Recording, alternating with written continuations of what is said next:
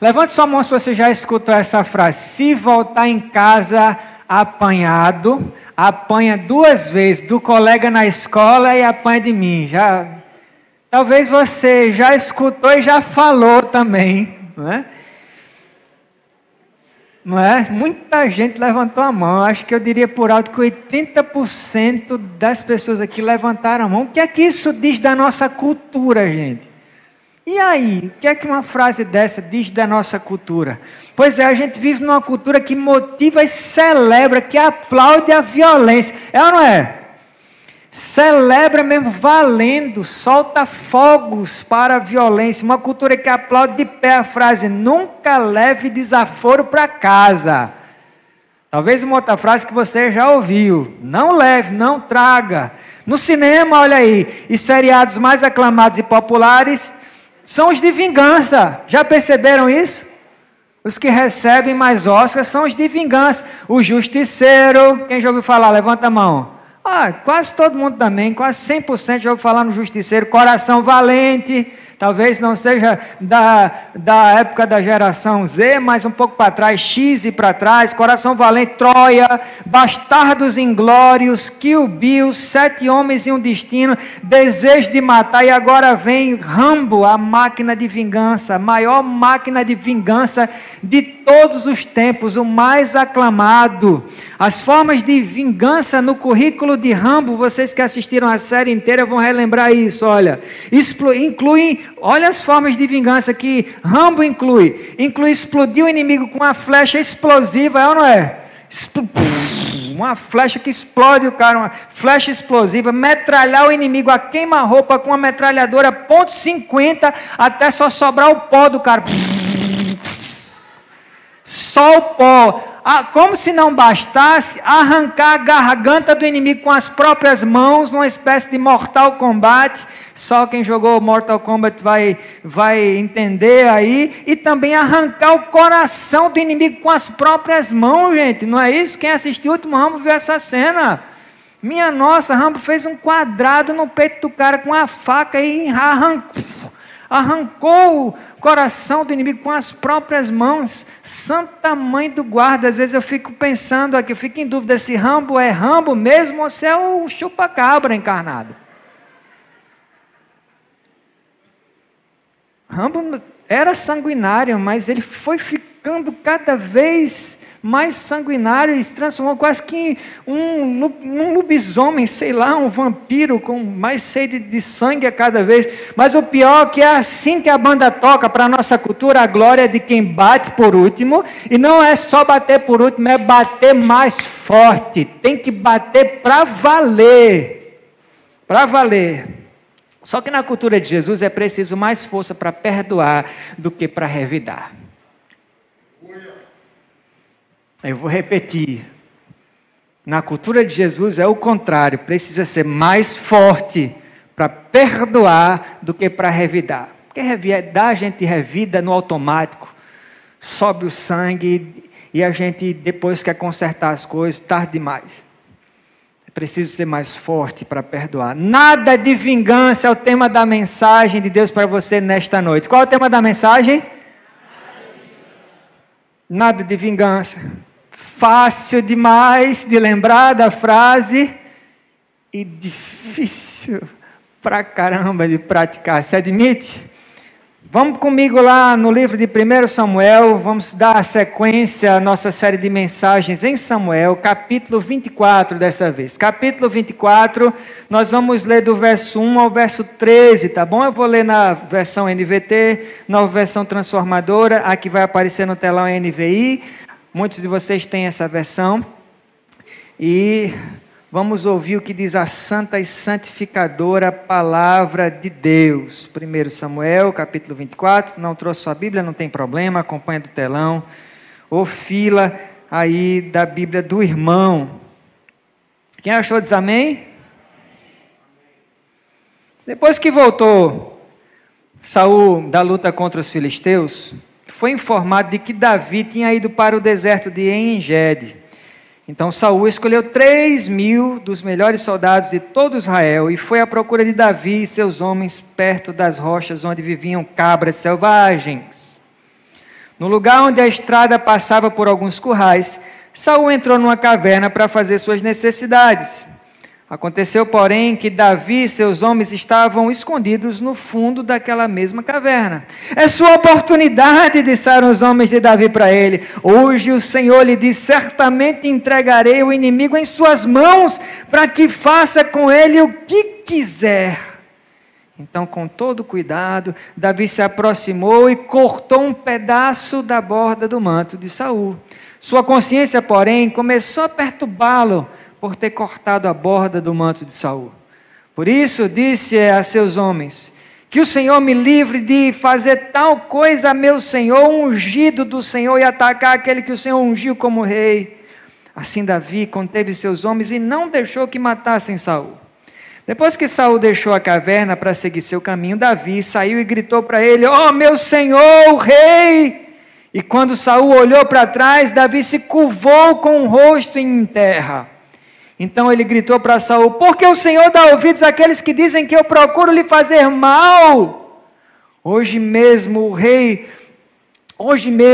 o rei pode ver com os próprios olhos que isso não é verdade. O Senhor o entregou em minhas mãos na caverna. Alguns de meus homens me disseram que o matasse, mas eu o poupei, pois disse, jamais farei mal ao rei, pois ele é um ungido do Senhor. Veja, meu pai, o que tenho em minhas mãos. É um pedaço da borda do seu manto. Cortei seu manto, mas não matei o rei. Isso prova que não procuro lhe fazer mal e que não me rebelei, nem pequei contra o rei, embora esteja me perseguindo para me matar. Que o Senhor julgue entre nós dois. Talvez o Senhor castigue o rei por aquilo que procura fazer contra mim, mas eu jamais lhe farei mal. Como diz o antigo provérbio, de pessoas perversas vêm atos perversos. Por isso o rei pode estar certo que eu jamais lhe farei mal. No momento histórico do nosso texto, Saul tinha dado um tempo em perseguir Davi, porque Judá tinha sido acabada de ser atacada pelos filisteus e Saul, como rei, precisou agir, ele precisou reagir. Enquanto isso, Davi sai de Maom para o deserto de Engedi, junto do Mar Morto, com um suprimento de água de sobra, e entra com os homens numa caverna. Aquela região, aquelas bandas de lá eram cheias de cavernas do tipo, e ali Davi estaria seguro contra a espada de Saul, só por alguns tempos. Só que alguém acaba dedurando Davi para Saul e diz que Davi tinha fugido para as bandas de Engedi. E Saul, num salto só, reúne um grupo de 3.000 guerreiros e volta a perseguir Davi. Estava bom demais para ser verdade. Então ele volta a perseguir Davi com sede de vingança, com sede de sangue, aliás, feito um vampiro em noite de lua cheia. E o mais curioso de tudo é que, muito coincidentemente, como se existisse coincidência, a gente que é crente não acredita em coincidência, a gente acredita em Deucidência, uma palavra que a gente inventou, mas cabe aqui. Então, muito coincidentemente, Saul entra numa caverna para fazer o número 2, está aqui as suas necessidades, um eufemismo para o número 2. E justamente na mesma caverna que Davi estava escondido com a tropa dele. E é nessa hora que diria o Robin, santa coincidência, Batman. Só que não era coincidência, era um plano de Deus. Um plano de Deus mesmo. Mas plano de quê? Será que esse plano era dar uma oportunidade a Davi de finalmente se vingar? O que é que você acha? Pergunta a pessoa aí da sua direita. Será que o plano de Deus é dar uma oportunidade a Davi de se vingar? Colhe aí uma opinião. Veja o que é que o seu irmão lhe diz. Será que o plano de Deus é esse? É dar uma oportunidade a Davi de se vingar finalmente de Saul? O que é que você acha? Bom, é isso que os homens de Davi estão pensando. A gente vê no verso 4, assim que eles põem os olhos em Saul, sem que Saul percebesse, eles dizem a Davi com o coração acelerado e empolgado, eles falam assim, cara, essa é a chance da sua vida, você não está vendo? E eles continuam a falar dizendo algo do tipo, Davi, hoje o Senhor está dizendo para você, eu estou entregando o teu inimigo nas tuas mãos, cara, para você acabar com ele no estilo Rambo virado no Mortal Kombat. Você pode trucidar Saul se você quiser, mano. É a chance da sua vida. Uma pergunta: você acha que é esse mesmo o recado de Deus para Davi? Porque os homens estão falando como se fosse o Senhor. Os caras estão dizendo assim: o Senhor está dizendo para você. Não é assim que tem na sua Bíblia?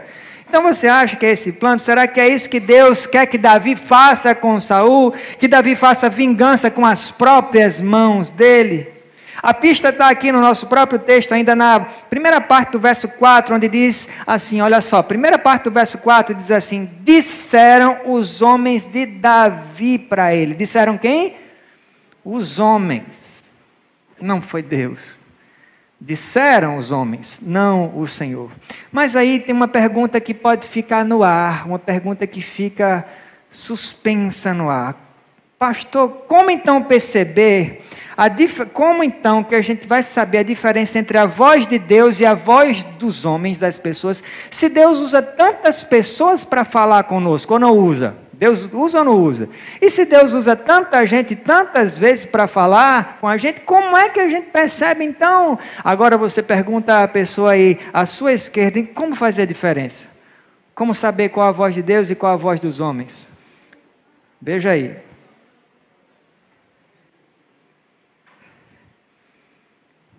Alguém que está com a resposta no gatilho aí, na ponta da língua, fala para mim, como perceber? Como perceber? João. Foi que Virgínia disse.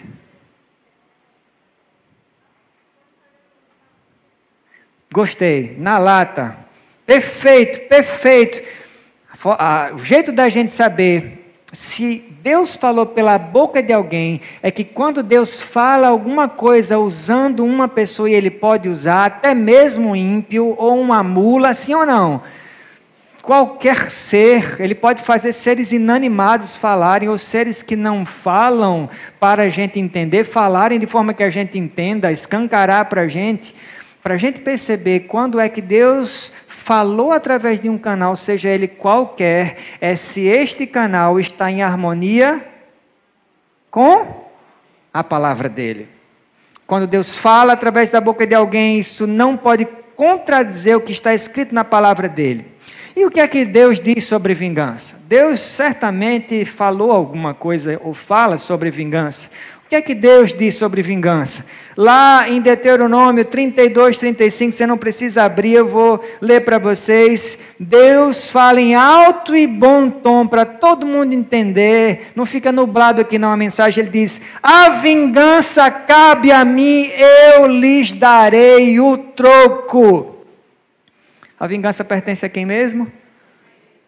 Alguém ficou com dúvida? Nenhuma. Está muito claro. Então, meu amado, minha amada, está aqui o nosso primeiro ponto também. Nada de vingança, porque a vingança pertence ao Senhor. Você fecha os olhos agora e repete para você mesmo essa frase. Nada de vingança, por quê? A vingança pertence ao Senhor. Muito fácil de você memorizar isso, é o nosso primeiro ponto. Se você quiser anotar, anote também. Veja que logo depois de escutar as sugestões dos homens dele, Davi desembainha uma faca, a faca do Rambo. A gente está usando muito o Rambo hoje. A faca do Rambo, e Davi vai caminhando em câmera lenta para não ser percebido em direção a Saul, que dormia feito um patinho.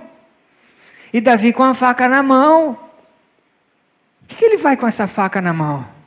E é nessa hora que eu aposto que enquanto assistiam essa cena, os homens de Davi pensaram assim: agora Saul, agora seu sacripanta desgraçado, você vai pagar o velho e o novo, agora você finalmente vai ter o que merece. Eu estou imaginando aqui os soldados de Davi assistindo aquela cena e pensando justamente isso: você vai acordar no inferno, Saul, e você vai receber o bom dia do capeta. Bom dia, Saul. Eu acho que é isso que... São amigos do cara, viram o cara sofrer tanto na mão de Davi, e eles estão assistindo o quê? Isso, é isso que eles pensaram, alguma coisa do tipo. Mas para surpresa de todo mundo, inclusive a nossa, quando você lê essa história pela primeira vez, quando Davi chega a um passo de Saul, o que é que ele faz? Davi se abaixa de mansinho e ele corta, gente, um pedaço. Em vez de cortar a garganta de Saul, que era o que eu acho que naturalmente os soldados estavam imaginando que ele ia fazer, ele corta um pedaço da bainha, da capa, do manto de Saul, só isso. E nessa hora os homens de Davi devem ter se perguntado: cara, qual é a de Davi mesmo, hein? Qual é a de Davi? Quem sabe ele foi fingir loucura algum tempo atrás, na presença do rei Aquis, e naquele momento que ele fingiu loucura, eu acho que ele acreditou na própria loucura e agora ele está doido. Qual é a de Davi cortando um pedaço do manto de Saul? Ele vai fazer qual é o plano dele? Qual é o plano desse nosso grande estrategista que tem a fama de matador de gigantes, de aniquilador de exércitos? E agora ele vai fazer o que com esse pedaço de pano mesmo, hein? Minha gente, Davi teve uma oportunidade de se vingar e ele não fez. E ele estava suficientemente perto de Saul para matá-lo, mas não toca nele. Isso deixa a gente intrigado. Davi tem a oportunidade de empatar o placar, de acertar as coisas, que é o sonho de talvez muita gente aqui, com sede de vingança, ou alguns de nós, em certos momentos da vida, vamos zerar as coisas, vamos pelo menos empatar o placar, mas Davi não fez isso. Eu vou dizer o porquê. Porque ele sabia que o que ele tinha nessa hora era uma oportunidade, ele não tinha o direito. Um direito é diferente de uma oportunidade. Redobre sua atenção para você escutar isso agora que eu vou dizer, aliás, o que Deus vai dizer para você. Não confunda a oportunidade escancarada de vingança com o direito de se vingar. Eu vou repetir, e agora bem devagar. Não confunda a oportunidade escancarada, ainda que seja escancarada na sua cara. Não confunda essa oportunidade de vingança com o direito que você acha que tem de se vingar. Davi não se vingou de Saul porque Davi sabia que a vingança pertence. Exatamente. Isso não significa que Davi não foi tentado. Não significa que Davi não foi tentado. Que ele não se arrepiou todo enquanto ele ia caminhando com aquela faca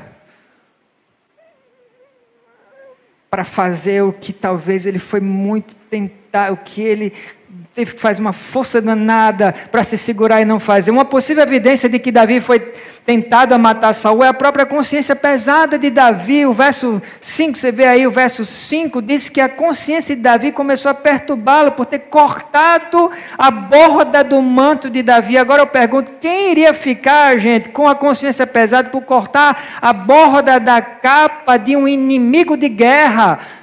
Ele não estava cortando a capa de um amigo, não. Era do inimigo de guerra. Quem iria ficar com a consciência pesada por causa dessa besteira? Alguém que provavelmente, enquanto ia caminhando em direção ao inimigo, foi tentado a matá-lo, mas no último segundo mudou de ideia e resolveu não cortar a garganta de Saul, mas somente a bainha da capa. A confissão de Davi no verso 6 reafirma a probabilidade de que ele foi fortemente tentado a matar Saul, quando Davi diz assim, que o Senhor me livre. Veja isso, não está assim na sua Bíblia, que o Senhor me livre de fazer tal coisa ao meu Senhor, ungido do Senhor, e atacar aquele que o Senhor ungiu como rei.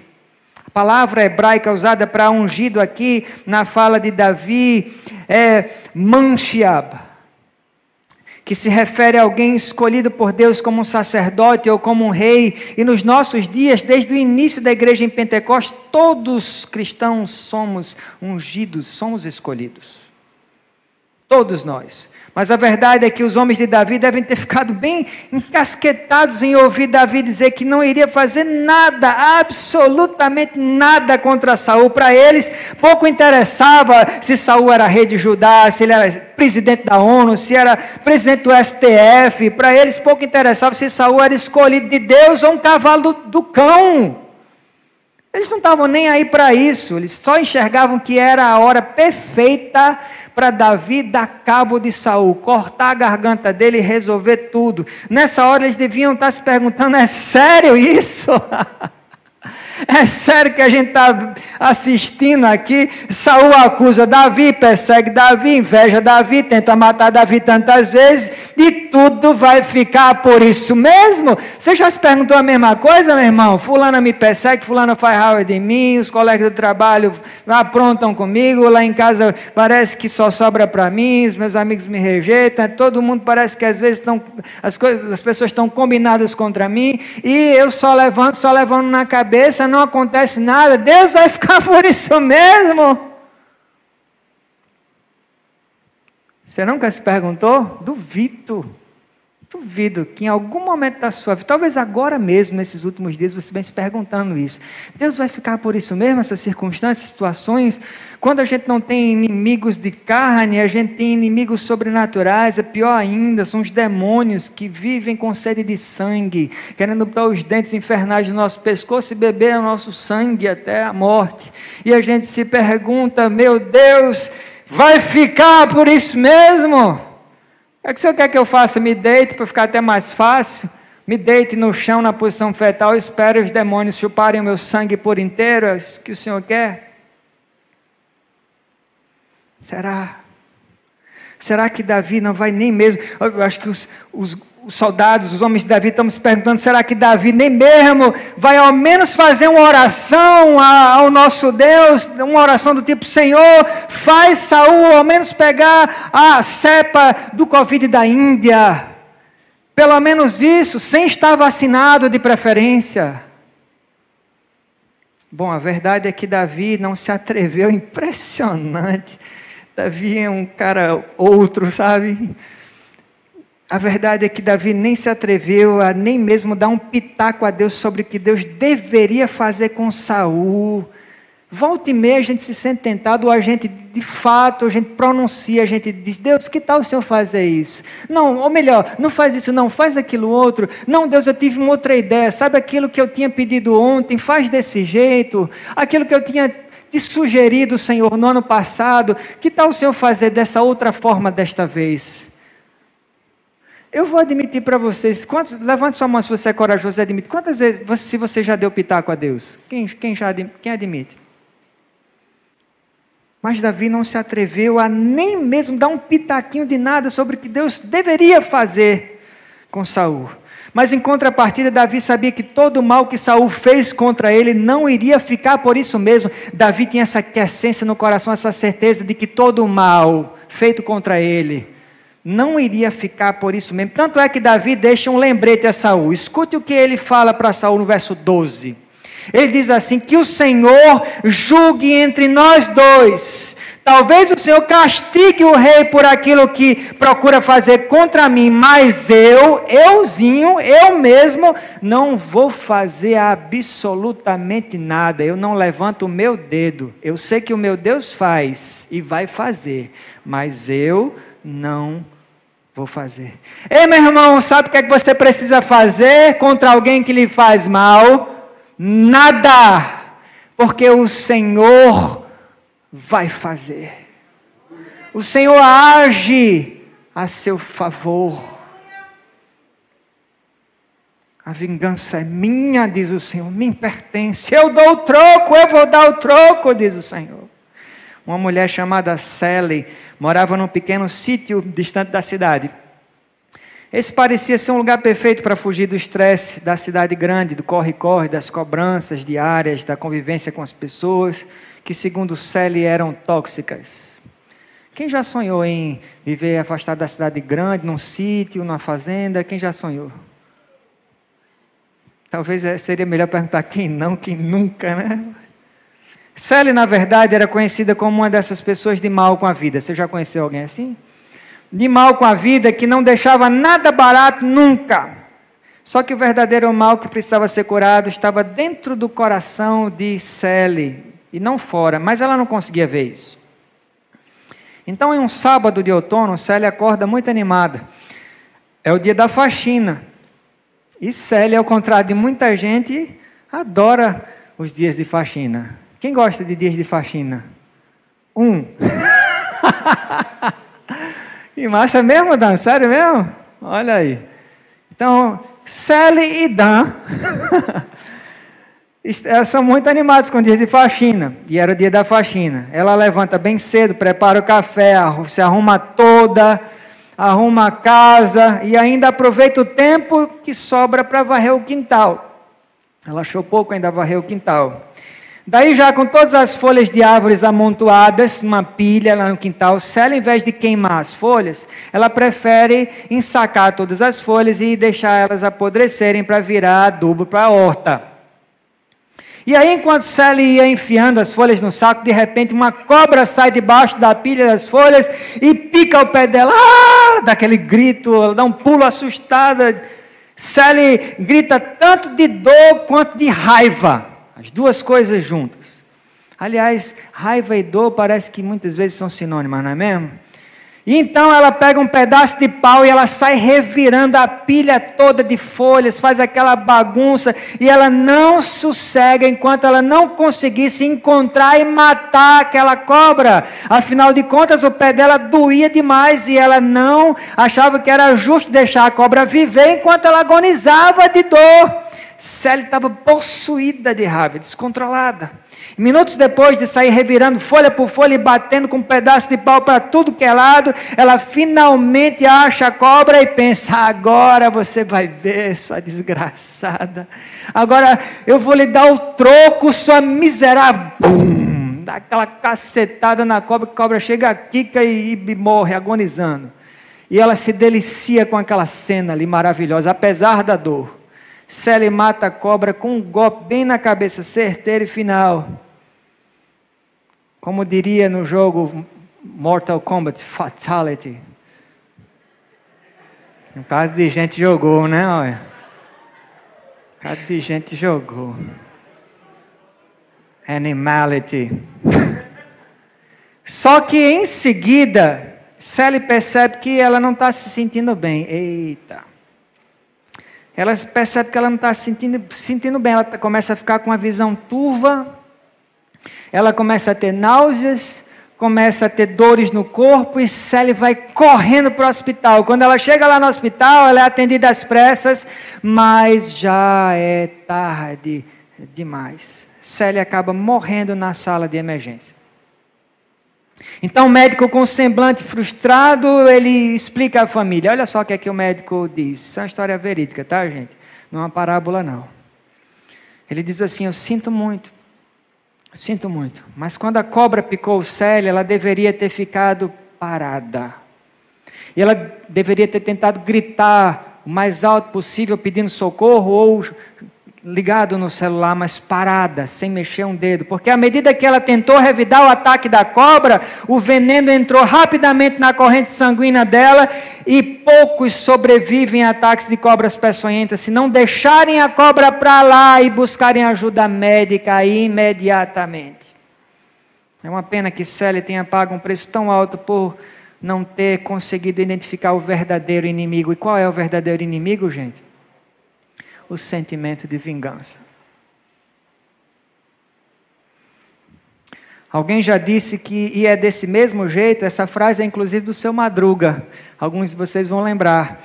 A vingança nunca é plena, mata a alma e envenena. Quem lembra dessa frase na boca do Seu Madruga? Seu Madruga era um filósofo, né? Pense numa frase, e é mesmo assim como diz o pentecostal. A vingança nunca é plena, mata a alma e envenena. Dizia o finado Seu Madruga. Meu amado, minha amada, lute contra esse instinto natural. E você vai ter que lutar a vida inteira, porque é um instinto natural, faz parte da nossa inclinação para o pecado. Lute com todas as forças que você tiver e lute consciente. Faça como Davi, lute contra a tendência de se vingar, porque, como diz o pastor Chuck Swindoll, a vingança é a mais sutil das tentações. Eu concordo com ele. É muito sutil mesmo o sentimento de vingança. A vingança pode tentar você a responder com grossura quando o seu cônjuge fala alguma coisa que te chateia. Você não consegue, você não dá, nem se dá o direito da chance de pensar, você responde na hora, sobe aquele negócio mesmo, o sangue ferve, você fala na cara dele. O sentimento de vingança pode tentar você a responder o seu marido, se valendo do Senhor, como vingador contra o seu marido, tipo com os olhos em chamas assim de raiva e dizendo assim para o seu marido: te prepara, varão, porque eu vou orar ao Senhor, Ele vai te pegar. E quando meu Deus te pegar, tu vai ver.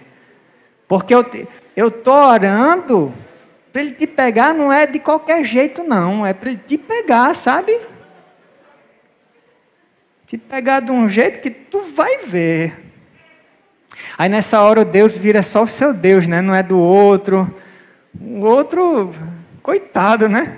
Graças a Deus que ele não escuta essas orações, que é capaz da pessoa morrer fulminada, sendo... Dá tempo nem você acabar só. Se Deus fosse escutar você com base na disposição do seu coração, a força do sentimento que você está sentindo contra o outro naquela hora, era um raio na cabeça. Você tinha até que se afastar para não resvalar em você, né? A vingança pode tentar você a falar mal de alguém que pisou na bola com você, em vez de tentar incentivar a perdoar e a esquecer.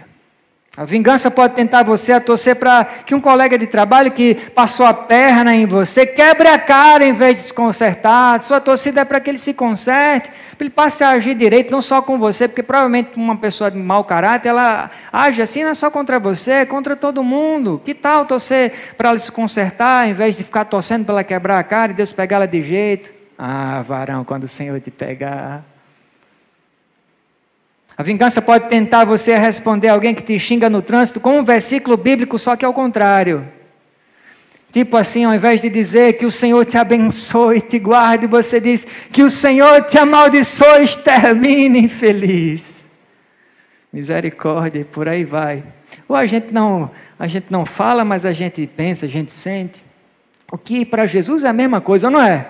A gente não fala, mas se a gente sente, não se engane não, é a mesma coisa. É a mesma coisa. Meu irmão, minha irmã, confie que em algum momento ou de alguma forma Deus vai dar um jeito nas coisas. Eu estou falando para alguém aqui, eu tenho certeza. Ei, meu irmão, em algum momento Deus vai dar um jeito. Ele vai dar um jeito nas coisas. Você exige que você deixe para lá em vez de você se vingar. Não é fácil, mas é muito melhor, ainda que bastante difícil, superar o mal deixando a situação nas mãos de Deus. Agora pense comigo.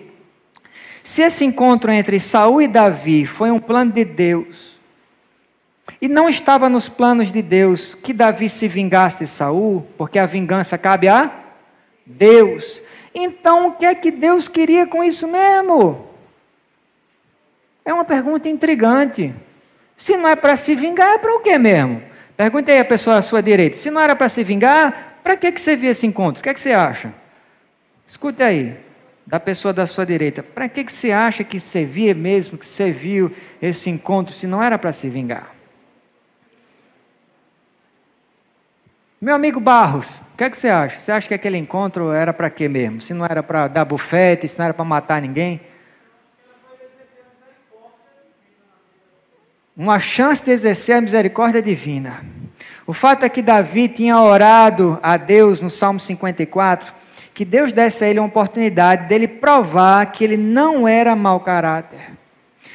E que ele não estava tentando matar Saul ou roubar o trono de Judá como Saul pensava. Era tudo o que Davi queria, só uma oportunidade. E Deus permitiu esse encontro dos dois para dar uma oportunidade de Davi mostrar a Saul que ele não desceria ao nível de Saul. Eu vou repetir que Davi não estava disposto, ele não queria descer ao nível de Saul. Portanto, meu irmão e minha irmã, esse é o nosso segundo e último ponto. Nada de vingança, porque você não deve descer ao nível de quem fere você. Se fosse você, eu anotava isso, ou tirava foto aqui do telão, porque isso vale a pena que você nunca esqueça. Quando você se vinga, além de outras coisas, além de arrogar, de roubar um ato que pertence exclusivamente a Deus, você desce ao nível mais baixo possível, que é o nível daquela pessoa cujo comportamento você despreza. Escute o que diz Davi a Saul no verso 13. No verso 13 ele fala assim: de pessoas perversas, olha só que verso, de pessoas perversas vêm atos perversos. Por isso o rei pode estar certo de que eu jamais lhe farei mal, porque de pessoas perversas vêm atos perversos. Não se engane, quem se vinga tem um espírito vingativo. Afinal de contas, a boca fala do que o coração está cheio, nossos braços, nossos gestos, eles refletem o conteúdo de que está cheio o nosso coração. Isso parece com alguma frase que você já ouviu, essa frase aqui de Davi, parece com uma frase que você já escutou da sua mãe ou da sua avó, não parece não? Tipo, não se rebaixe ao nível de fulana, minha filha. Já ouviu isso da sua avó, da sua mãe? Não se rebaixe ao nível dos seus amiguinhos. Eu já ouvi a mesma coisa dita com outras palavras, mais ou menos assim: nunca brigue com um porco. Você pode se sujar e o porco adora uma sujeira. E já escutei dessa forma. Pois é, meu amigo, minha amiga, tem horas que você precisa evitar uma discussão, porque se você abrir a sua boca, você logo vai se flagrar brigando com um porco, se trocando com um porco. Conta-se que um dia um menino chega em casa de volta da escola bufando de raiva. Quem já chegou da escola num dia muito ruim, que foi xingado por um amigo, foi provocado, chegou enfesado em casa, com muita raiva? Quem é que já chegou da escola assim? Então, esse camarada aqui chegou em casa bufando de raiva. E o pai dele pergunta: o que aconteceu, filho? E ele diz: um coleguinha da escola me humilhou na frente de todos os meus amigos, pai. Eu estou com ódio dele, pai. Eu quero que ele pague caro por isso.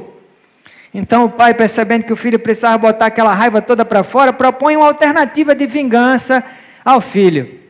Olha a alternativa proposta pelo pai. Ele diz: filho, você está vendo aquela camiseta bem branquinha ali pendurada no varal? E o filho diz: estou vendo, pai. Por quê? Eu quero que você imagine que ela é o menino que humilhou você. Olhe para aquela camisa e imagine esse menino que tratou você mal. E aqui do seu lado, filho, tem um saco cheio de carvão. Você vai tentar tirar tantas pedras de carvão quantas você conseguir acertar nele, até a sua raiva passar, certo? O menino achou aquela ideia meio ridícula. Puxa, o papai está me propondo ficar jogando um carvão, pedra de carvão, uma camisa, por que ideia ridícula? Mas ele aceita, afinal de contas era o pai dele sugerindo. Daí o menino sai atirando uma pedra de carvão atrás da outra, ele se empolga, ele entra mesmo na imaginação, acho que ele vê aquele coleguinha como um holograma ali dentro daquela camisa, e ele acerta muitas pedras, uma atrás da outra, umas ele erra, outras ele acerta, só que ele erra mais do que acerta.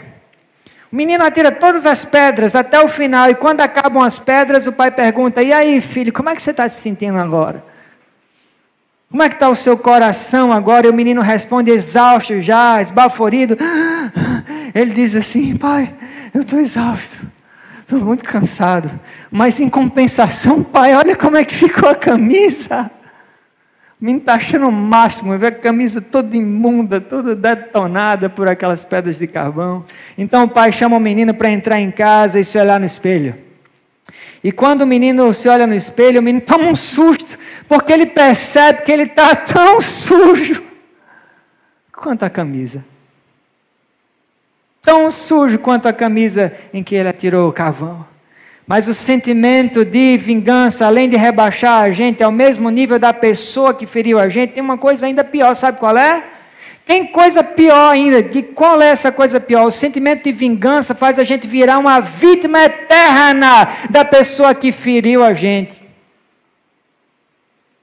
A gente vai para o trabalho e a gente está sendo torturado por aquela pessoa que a gente feriu nos nossos pensamentos. A gente volta ao trabalho e está sendo torturado. A gente deita na cama, a gente está sendo torturado. Dia e noite, noite e dia, a vingança faz você reviver a dor de novo, como uma ferida que você nunca deixa cicatrizar, porque quando a ferida começa a criar uma casquinha, o que é que você faz? Você arranca.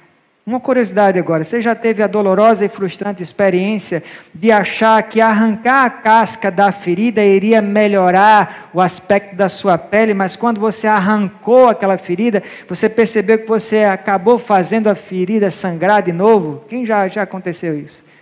E às vezes fica pior ainda do que era antes. Pois é assim que acontece quando a gente não deixa uma ferida quieta, ela não sara. Sabe por que talvez você não sarou até hoje de uma mágoa aí?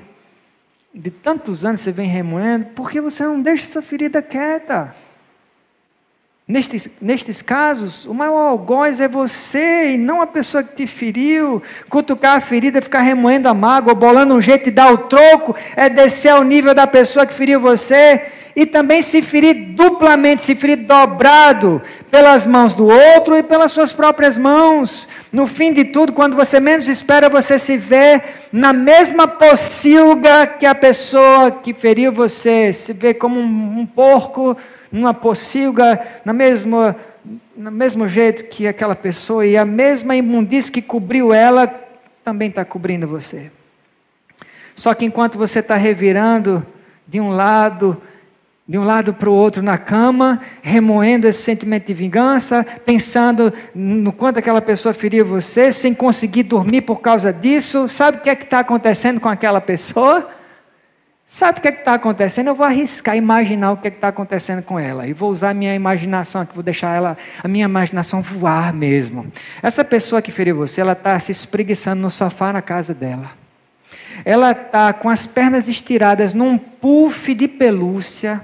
Ela está tomando Pepsi Twist gelada, com uma tigela cheia de pipoca, sabor queijo, bem quentinha no colo, que acabou de sair do micro-ondas, e ela está assistindo a minissérie favorita dela na Netflix, no Smart TV, LED de 50 polegadas. E você na sua cama? Parece um boneco de Olinda. Aí daqui a pouco você se levanta da cama, aí vai tomar um ansiolítico, ou toma um chá, volta para a cama e gira de novo. E aquela pessoa pensa assim, poxa, eu assisti essa temporada, está tão legal. Ela assiste até todas as temporadas. Todas as temporadas da minissérie favorita, que ela não está nem aí para você, para o que está acontecendo. Ela nem lembra. Ela nem lembra. Quando você cede à tentação de remoer a mágoa e querer dar o troco, isso quer dizer que a pessoa que feriu você ganhou 2 vezes. 2 vezes. A primeira vez quando ela feriu você e a segunda porque você não consegue tirar isso da sua cabeça. E esse sentimento é horrível, não somente pela tortura que isso causa à sua alma, mas porque é um sentimento que pode manchar, escute isso, meu irmão, em nome de Jesus, pode manchar, e não é só colocar uma nódoa no seu caráter, ele também faz pior, esse sentimento pode moldar o seu caráter, e pode piorar, pastor, pode piorar ainda, esse sentimento pode fechar, trancar as portas das oportunidades que Deus gostaria de dar para você, mas sabe quem impede? Não é o cão, não é a pessoa que te feriu, é você. Porque afinal de contas, nem dormir você consegue. Você acha que vai para onde se a sua sanidade mental está em xeque? Pelos dias que você já nem consegue dormir, quanto menos você dormir, nem a sua mente se organiza. Não tem como, meu irmão. Tem certas coisas que só você faz por você mesmo. Sabe por que você pode estar trancando algumas oportunidades fantásticas, enormes para a sua vida? Pense comigo, no mundo corporativo, se você é vingativo, se você é cheio de não me toque, se você é rancoroso, você não pode ser promovido e você não deve. Se eu fosse o seu chefe, eu jamais promoveria você se você é vingativo. Eu não posso fazer isso para o bem de todos, inclusive o seu, concorda? Para o bem de todo mundo. Meu irmão, minha irmã, não tem nada pior e mais embaraçoso e mais perigoso do que colocar uma pessoa de caráter desse tamanho numa posição grande.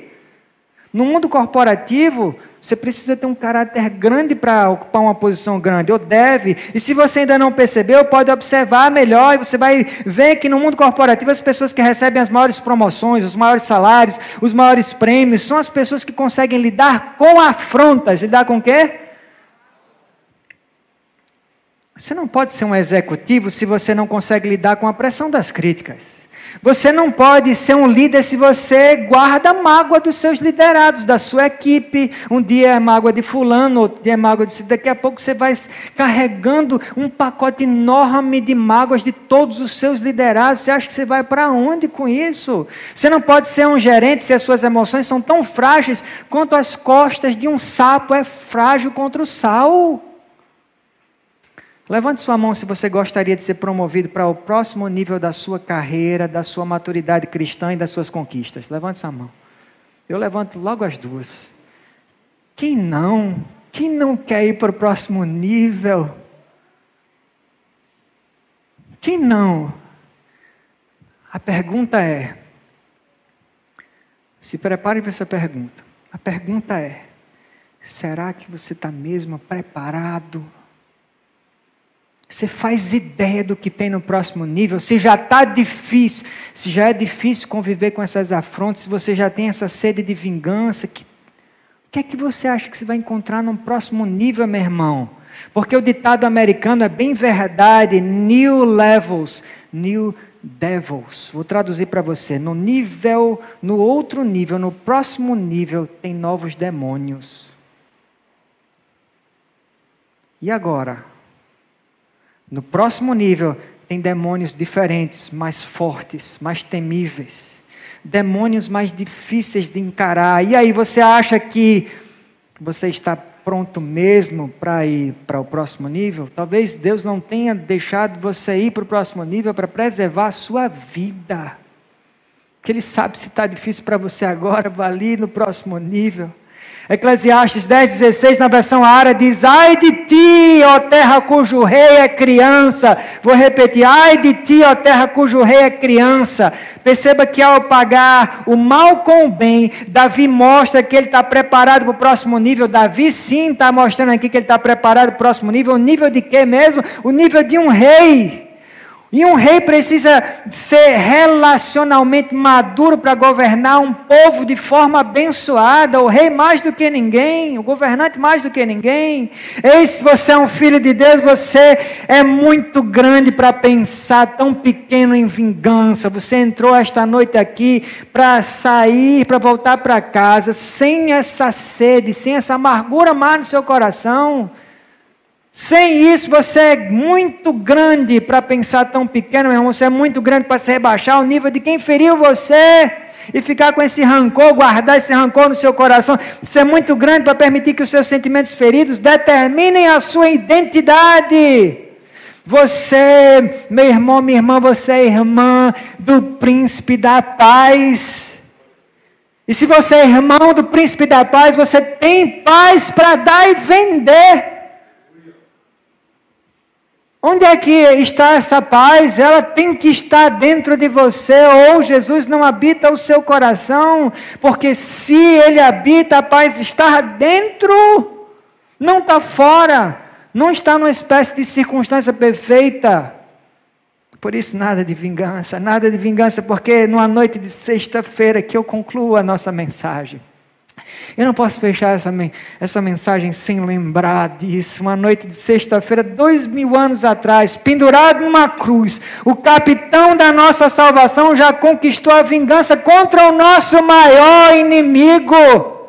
Ele já conquistou naquela noite, já quase sem forças. Jesus estava totalmente desidratado, com o corpo agonizando de dor. E ali era a agonia de verdade. Ali não era biquinho, não era uma dor que poderia ser aguentada um pouco mais. Meu amigo, ali era agonia de verdade. Ele estava agonizando de dor, com as feridas abertas pelo chicote romano e os pregos traspassados nas mãos. O desespero e a abandono pelo Pai Celestial. Talvez você foi abandonado por um marido, por uma esposa, por filhos, por amigos. Seu chefe não lhe reconhece, as pessoas ao seu redor não lhe reconhecem, você está sendo maltratado, mas você nunca vai chegar ao cúmulo de ser abandonado por tudo e por todos. Você tem Deus.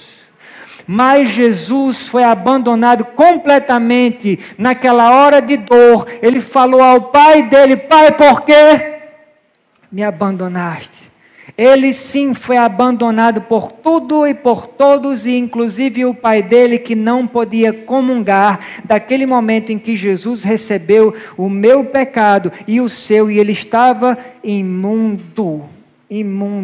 E precisou ser abandonado. Foi a pior dor de todas, mais do que os pregos, mais do que a desidratação, mais do que o flagrum romano. Era isso que Jesus estava experimentando. E ali, Ali o capitão da nossa salvação, ele usou todo o resto de forças que sobraram no corpo dele para não deixar o corpo pesar ao ponto dele asfixiar, ficar sem ar, que é o que a cruz faz no final das contas. Jesus estava tentando segurar pouco que ele tinha, com pouco que ele tinha de força, ele estava tentando segurar o corpo dele para ele não morrer de vez, antes de dizer, antes de ele pronunciar a mais poderosa declaração de todas, ele disse, tetelestai, está pago, está consumado. Você não tem que dar o troco, porque o troco foi dado por ele, quando ele disse o preço foi pago. Suficientemente, totalmente pago. Deixe nas mãos de Deus, meu irmão. Deixe nas mãos de Deus. Ele sabe o que faz. Ele sempre soube. Ele sempre soube. Minha torcida é que você seja promovido para esse próximo nível. E entenda que eu não estou pensando principalmente numa promoção de trabalho. Eu torço para que você seja promovido no seu trabalho também, que você seja próspero em tudo que você fizer.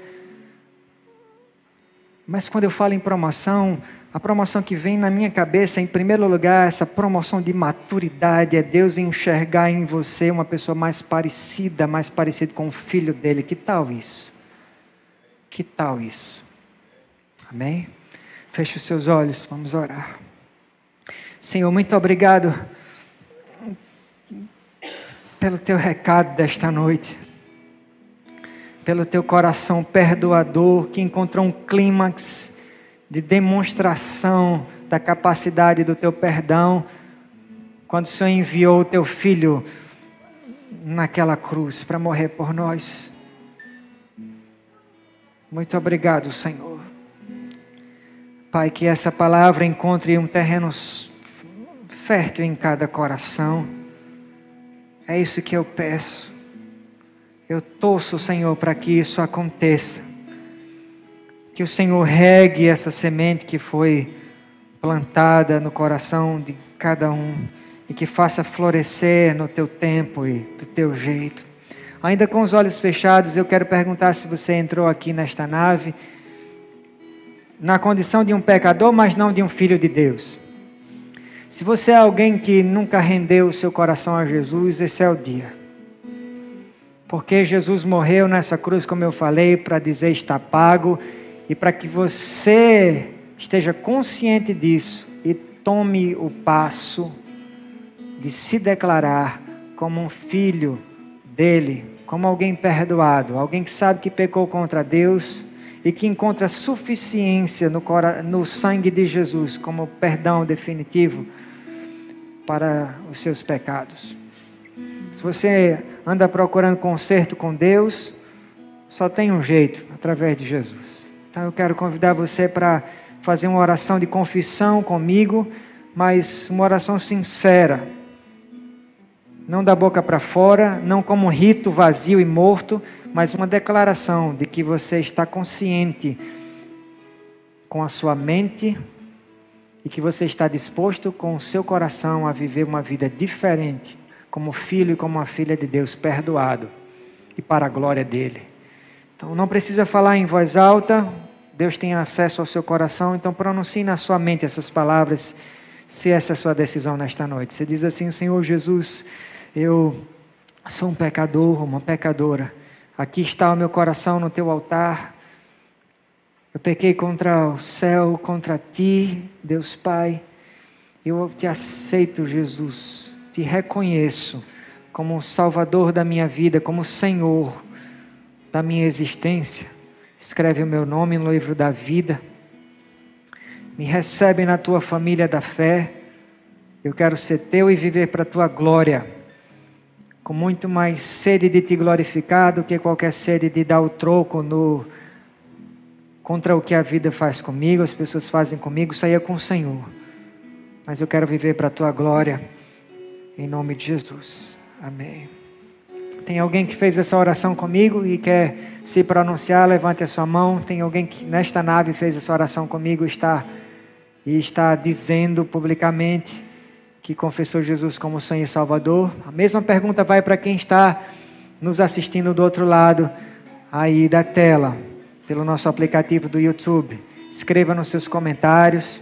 Aí, pastor, a partir de hoje eu sou um filho de Deus, uma filha de Deus, perdoado para a glória dele.